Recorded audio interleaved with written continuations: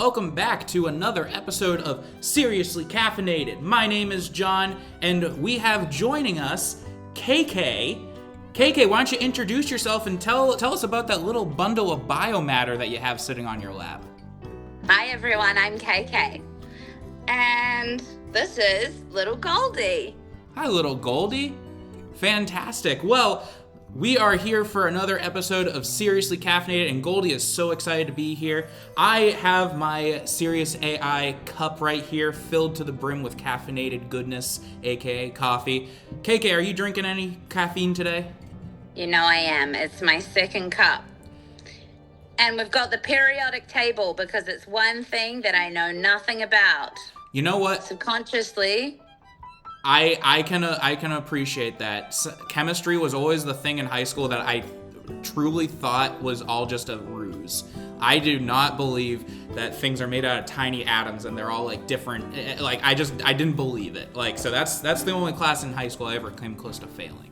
But so we are here today because we are going to be talking about this thing called artificial intelligence. KK, what's your first reaction to that? Ooh. AI. It's AI. It's kind of like E.T., right? It's like an alien. It is kind of like an alien. However, a lot of people also say that it's kind of like humanity's offspring. What do you think of that? Like, do you think that as a mother, does that gross you out? That's a yucky one. Yeah, AI. Wow, what a handy tool. A handy tool. But given way more credit than I think it should be given. Yeah, I think, a lot of people are really nervous about AI right now. It's something that is really, taking the world by storm. I mean, corporations and businesses are starting to, in the spirit of wanting to save money and, human effort, they're taking away job opportunities from people and giving it to some algorithm.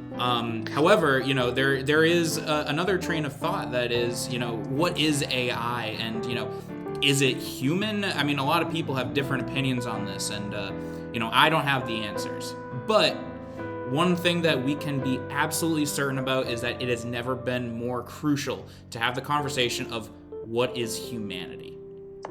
And, we are here because this podcast is called Siriusly Caffeinated because we are producing Sirius AI, which is a cartoon for kids. It's a musical, Broadway inspired. We've been working on it since 2017. If you didn't know that already, tuning into this video, then, well, go check it out or something. Have you been living under a rock? Exactly. Have you been? How have you not heard about this very high cultured piece of art? But AI is something that it's about two artificial intelligences in the future, and we are really trying to get this show picked up because it may be about artificial intelligence, but it's for kids and asking the question of what makes us human. Humanity has really been called into question, and I think, the 2010s have really showed us a lot of everyone seems to be struggling with mental health issues, with physical issues. I feel like the 2010s big theme was, life kind of sucks. And I think that kind of, I try not to think that way too much. But anyway, I don't want to keep talking about this. I want to talk about the big picture thing. So, KK, why don't you tell us a little bit about yourself and where you're tuning in from right now? Well, first of all, I am tuning in from the beautiful countryside of New Zealand, Aotearoa. Here I am. That's my back front yard. That's facing north. My washing's on the line. And there's lots of green. Wow. I've never been to New Zealand, but I know some pretty cool people who have visited there recently. And I know one cool person who lives there. Sorry, you may get this all the time being from New Zealand, but to us outsiders, have you brought the ring to Mordor yet? Wow, loaded question. Have I brought the ring to Mordor yet? Yeah, I've been everywhere. When I met you, John, there were a couple of places in New Zealand that I hadn't been. I was pretty well traveled. in this country. There were 3 places that I hadn't been specifically that I really wanted to go to. And they were Cape Reinga, which is right up the top of New Zealand, right up the very tippy top. Milford Sound, which is down the bottom west, which is in all the pictures, and another place called Waiheke Island, which is one of the most inhabited smaller islands of New Zealand. And when I got back, I was like, yeah, I'm back. I've got to do them. And so I did. And the first one I went to was Milford Sound. Wow. Then I went to Cape Reinga, right up the north. And then eventually I got bought tickets to Waiheke Island. And so I've done it. I have been everywhere in New Zealand that I want to go, and now everything is, it's superfluous, really. I go and it's just like, wow, and I revisit and it's just like, wow, so grateful, such abundant gratitude that I live in this spectacular place. And saying that though, I now have gone to the full extreme. I think when I met you, I used to say, you have to come to New Zealand. It's so beautiful. It's amazing. You'll love it. And now people are like, oh, New Zealand. And I'm like, don't move here. We don't. Yeah, it's really bad. Speaking of the days where we knew each other, ladies and gentlemen, KK and I met each other because we were teaching in Beijing, China together in 2019. And I don't know, KK, when you officially left, but I left when they said they weren't going to pay us anymore because of this thing called COVID coming out of Wuhan. And, at the beginning of the weekend, I was planning on staying there for the long haul. And then by the end of the weekend, my apartment was packed up and I was going to Thailand with C.W. Lawton, who is our friend from South Africa. So, I had to escape there. I think, weren't you out of the country at the time? Didn't you go home for Christmas or something? Yeah, divine timing for me. I was really, really pleased. So I had arrived in Beijing exactly a year prior because they give you a 1-year visa. So I got there on the 21st of January, 2019.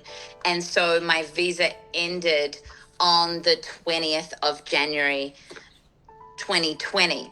And I had been I worked right up until that day. And I had heard, we'd heard that a couple of people, there was a virus and a couple of people were sick. And we didn't really think anything of it. But I was coming back to New Zealand. I timed it really well. I was coming back to New Zealand for my cousin's wedding, which was in the February. Excuse me, I'm just going to give the caffeinated to the baby. And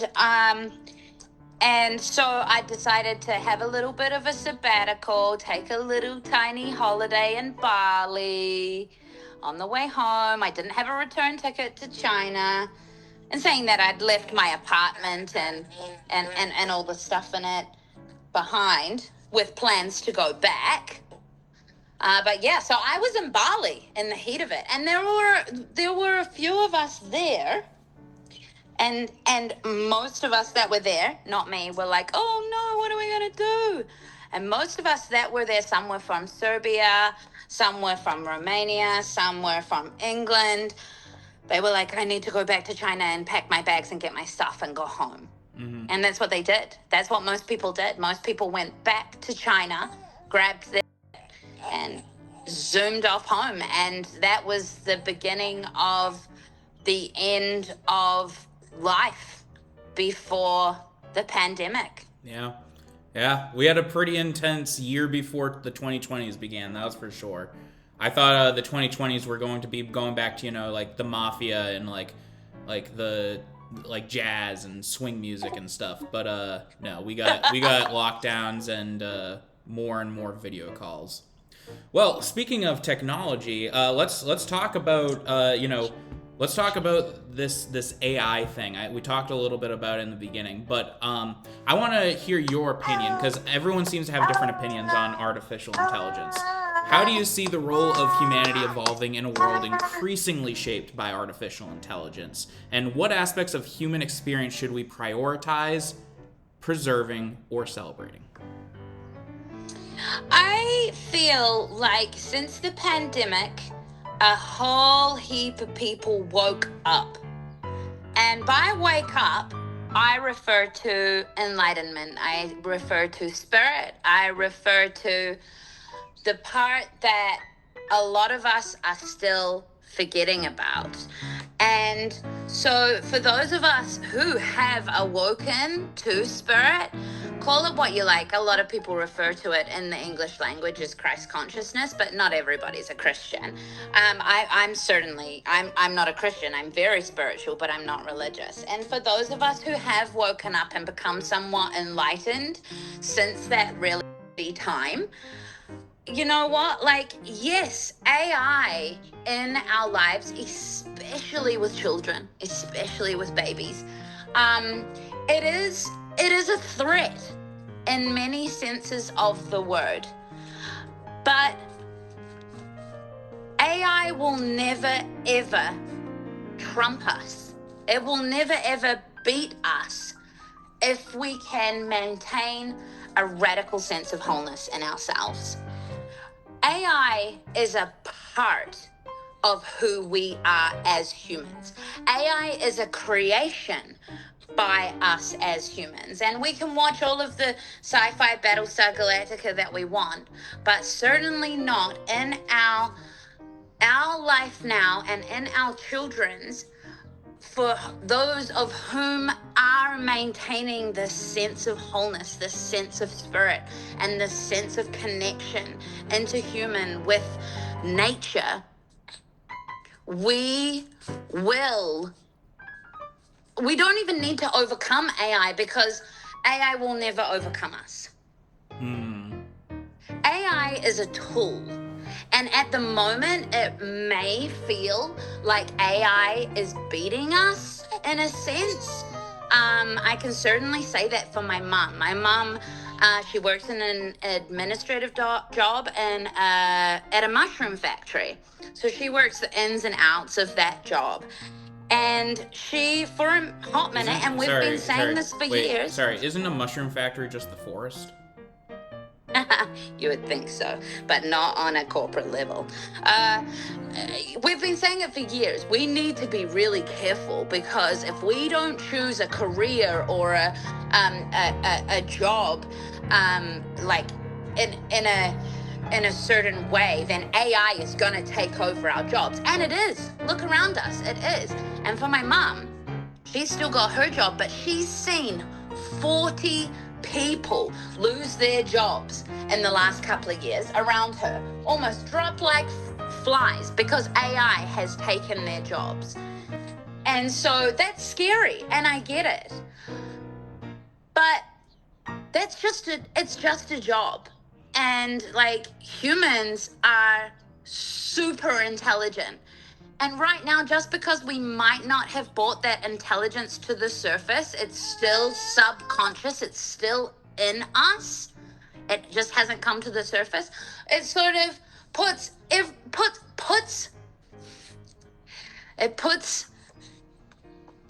elimination of the weakest at the forefront. I wouldn't even say so AI is a tool. Yeah, AI is a tool, right? And it might win these little battles in front of us. But for those of us who understand spirit and understand our connectedness to nature and to each other, AI will not win the war. Yeah. We will overcome. Yeah. I have a couple of things to respond to, but I'll focus on the first one, which is I don't know what the culture was like in New Zealand for you growing up, but we're both millennials.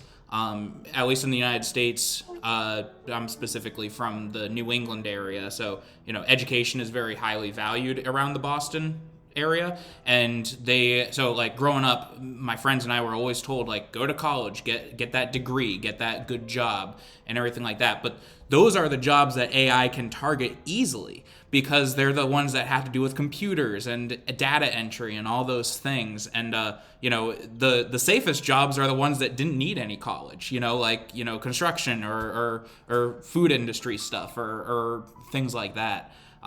So it's definitely like, humanity has never dealt with something like this before. And then the other thing I wanted to respond that you had mentioned, and this is going to bring us into our second question, is you had mentioned AI almost being part of us. Now, you may have heard of this really cool animated series called Sirius AI. And when we first started working on this in 2017, AI wasn't really talked about. However, we had this question of, if a human being created an artificially intelligent being, we kind of put it in the same we tried to run parallels between Geppetto and Pinocchio. And even though Pinocchio is just a little wooden boy, I don't think anyone who ever watched a play version or the Disney cartoon or just has read the book, I don't think they would ever say that Pinocchio isn't human, because he says, "Papa, I'm a real boy." And so we want to correlate that with Sirius AI. Victor Loveman is one of the last human beings on the planet. And he creates this child, this artificially intelligent creature that he calls Sirius.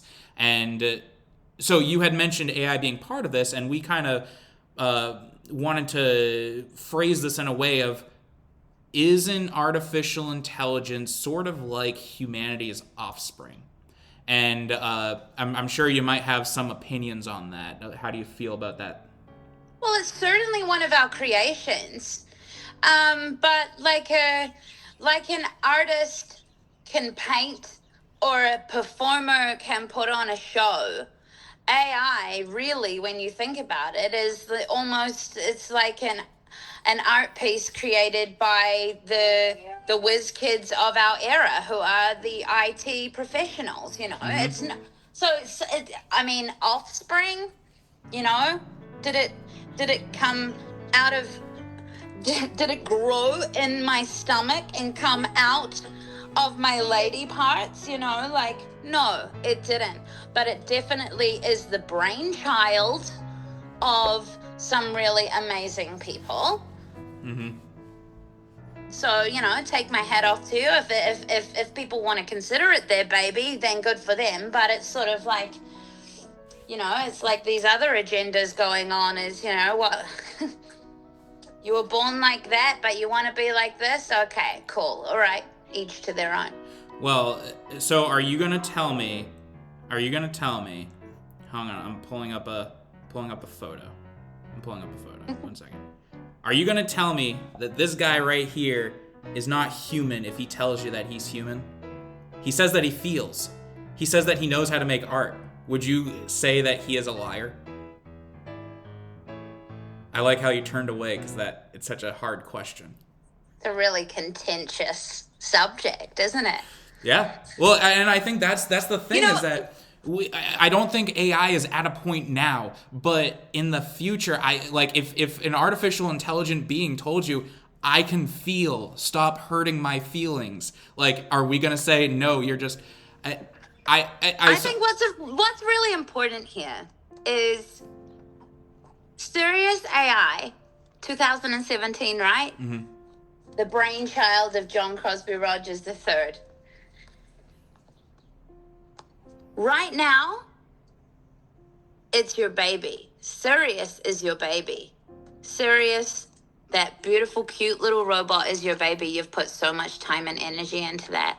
But until you have your own children, until you have your own legitimate offspring, it's incomprehensible. But come back to me. Come back to me as the creator of Sirius AI when you've had your own babies organically, and then we'll talk about whether we would trust what that AI says. Well, In our pilot episode, we have a hostile operative protection entity, also known as Hope, and the big dynamic. It's kind of, a lot of people say that our pilot episode is kind of confusing because we kind of just drop you in the middle of this place. But the main focal point is. Did something happen? You good? Yeah, it happened. Exactly what I said was going to happen. Oh no. I manifested it. We're now splashing in the coffee. Oh no. Well, do you need to take a moment? Yeah, I do. All right. So now that we've talked a little bit about AI and everything like that, KK, I know that, and people can see your name in our credits, some of our pilot episode and everything like that. What first drew you to support Sirius AI Post-Apocalyptic Musical, and how has your connection to the project evolved over time? Oh, well, first things first. You, my friend, from the moment that I met you, you're a light ball of potential. You are light. And so am I. And light attracts light. And so we became really good friends. And I soaked in every word that you said. You had a dream, you had a passion, you had an idea. And then you had your moped stolen. Sparked. And and I've just always loved it. I'm a creator too, and I love being around people who create and follow their dreams and follow their passion. And so I did. I just kept following you. Hell yeah. Follow the light. And wow. What a privilege and an honor to be a part of it, to get that opportunity to be a part of it, and to, be consistently called on to contribute myself to it. It's been organic, really, and I love that shit. Yeah. It's just we're growing together now, and. Even on the opposite really side of the thankful for planet. that. Even on the opposite side of the planet. Which I mean, by all means, edit this out. But I tried to campaign on Avery. If you really want this to get picked up, consider coming to this side of the world. Because if you come to this side of the world and plant it down here, plant your seed down here in that sense, some really amazing stuff could happen. I've got some really, really cool things going on here, and I could definitely contribute so much more. The possibilities are endless. I know that the United States is amazing, and there are so many opportunities. It's the land of the free, but is it? Is it really? For whatever it's worth, I'm not opposed to leaving the United States. And to be honest, next year we've submitted to a lot of film festivals, so if there's a film festival in New Zealand, I'm there. I had to figure out the plane situation first. But point being is it's really a matter of, at the moment, you are a small fish in a very, very, very big pond, and it is time sensitive, right? Whereas here, you could come down here, and with your connections with me, I'm a Kiwi, so we've got roots. You come here, you'll be a big fish in a little pond, and then you will certainly get noticed. And I did. I tried to campaign this to Avery. I don't think it's a bad idea. I have a lot going on right now, but if we really honed in on this, we could plan some really amazing stuff. So start looking into film festivals. If there's one thing that I've learned in the last recent while, is that we can have all of these ideas, right? I've always struggled, though, with having all these amazing ideas, but putting them into practice, is that we need to forget the multitasking. We need to really, really go full commitment on our priorities, We can say, I'm too busy, but really it's a matter of priorities. So you really want to make this happen? Choose it and make it happen.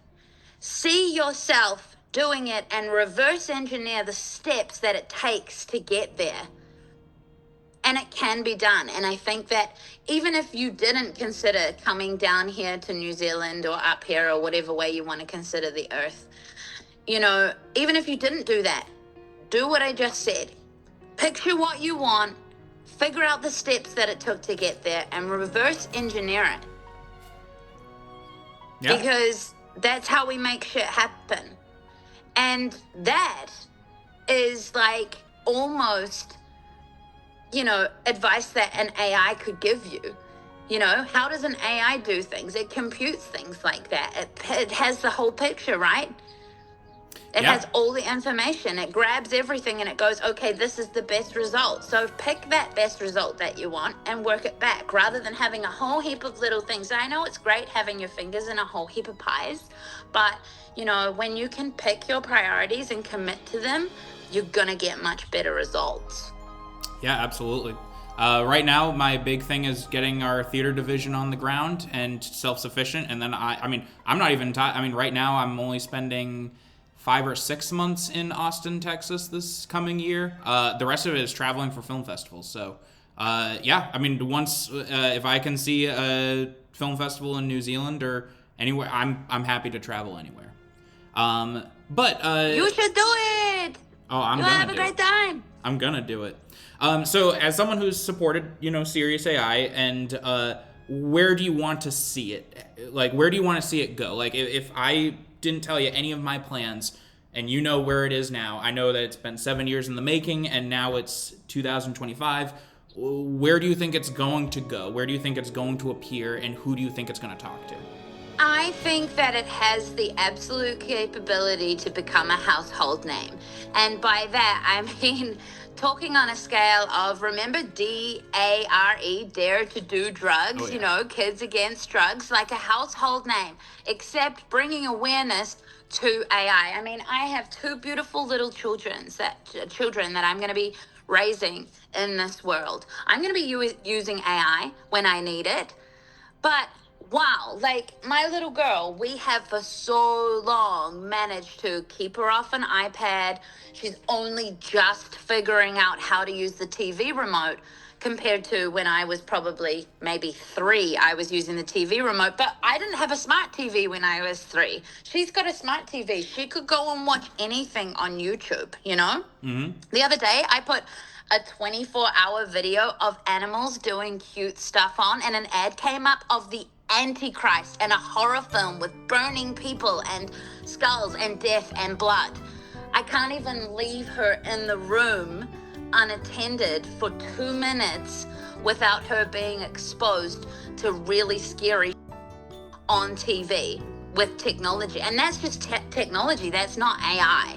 Well, I mean, is it AI? Well, AI technology, you know, if we're really going to get into the semantics of it. But, you know, like, that's some scary. She's already, you know, surpassed my brain when I was that age, just like I surpassed my parents' brain when I was that age, because, you know, nature and nurture, it's how it is. And for a while, I was really resistant to it. I was like, I don't want that, you know. I still don't have facial recognition on my phone to open it. I don't want that shit. I still use a PIN code. But she watches me all the time, and she's going to see it, and she's going to figure out that code very, very soon. And even if she wanted to and I had facial recognition, she could put it up to my face while I'm sleeping, you know? Like, it's pretty crazy. It's pretty crazy. But the more, and I've learned this on a whole mind, body, spirit level, the more resistant we are to change, the more discomfort and problematic our life will be. We need to choose flow. It's all about yin and yang, baby. It doesn't matter where we are in our life, we need to choose flow. And so that's when we need to surpass those limitations, and we need to figure out, okay, here is this AI. How are we going to make it work for us? Okay, so it is here. It's here. It's not going anywhere unless you have the means to go and live completely off-grid, which we don't all have that. We can do the best we can to be self-sustainable, to grow our own vegetables, get our own eggs, drink raw milk, get organic, etc., etc. But AI technology is not going away. So we gotta make it work for us. We've gotta find our flow. And look at us now, you know, we're using the technology to communicate from the opposite sides of the world. That's wonderful. We're making it work for us. So that's it, I think. We've got to make it work for us. But, you know, you can't even have too much of a good thing. You need to know the terms and conditions. You think there are rules, there are laws. And so Sirius AI, I think, has the potential to touch on everything that I just said. Whether it be in a series coming to a really big reveal or, you know, outcome, or an episodic case by case scenario of what I just said. Yeah. And so, like The Simpsons episodically mirrors us and our lives, and we look back on it and go, whoa, so true, or whoa, that makes sense, or wow, I can't believe I didn't see that the first time. I think Sirius AI as a concept has so much potential to work with us and for us, to become information and intelligence for us, to become brain food, not brain rot, to become food for thought, to become art for the sake of our evolution and our development and our growth as humans. That's why I think it has so much potential.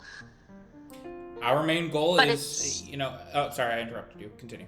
No, it's just about choosing our priority. You know, it's about choosing our goals. It's about being really specific with the outcomes that we want from this. Yeah. You know, we could make something for entertainment, light, flash. I mean, that Coco Melon, those TV shows for kids. You know, you got to be really careful what you're putting your kids in front of now. Like, you look back on putting kids in front of SpongeBob. Wow, that's crazy, man. And even The Simpsons, you know, our 4.5-year-old is into The Simpsons, and we're not being resistant because we get it. I was super into The Simpsons at that age. So we're not being resistant, but we're watching it and we're going, whoa. And there was an episode the other day where Lisa dressed up as a boy kid and went to school, and they were teasing him, bullying him, calling him toilet. Haha, toilet did this, toilet did that. And now Lottie, like 2-3 weeks later, is like, on The Simpsons, Lisa was a boy and they're calling him toilet. And we're like, yeah, that's really mean, right? Like, you don't call people toilet. That's not very nice. You don't want to be called toilet. Like, you know, like really honing in on our awareness of how this is ticking in her little brain. Yeah. You know, so we need to be really careful about what we're exposing our kids to.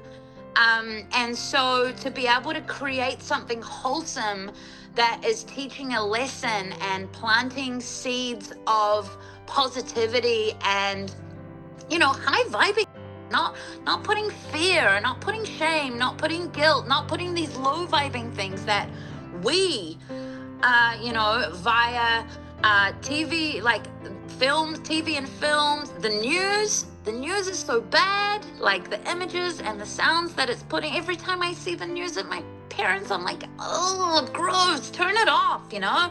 Bombing in Palestine and Israel, carjacking and blah, blah, blah, knives and drugs, and like our kids, we want to watch the news, like, you know, staring at the news, like watching all this really stuff happen, like we're just making it worse by watching it, you know? Oh, I could chew your ear off about it all day long, about what we're exposed to in terms of media. So if we can go like, hold on, let's create some wholesome, positive, high vibing, good light and vibes entertainment that's going to nourish our children and our people's mind, body, and spirit. Give them something positive to talk about. Give them something positive to be aware of. You know, teach them the lessons through this so that they don't experience it firsthand. Like, like the gaming and stuff, you know, all the kids that like play Roblox and they reckon that Roblox is worse than Grand Theft Auto.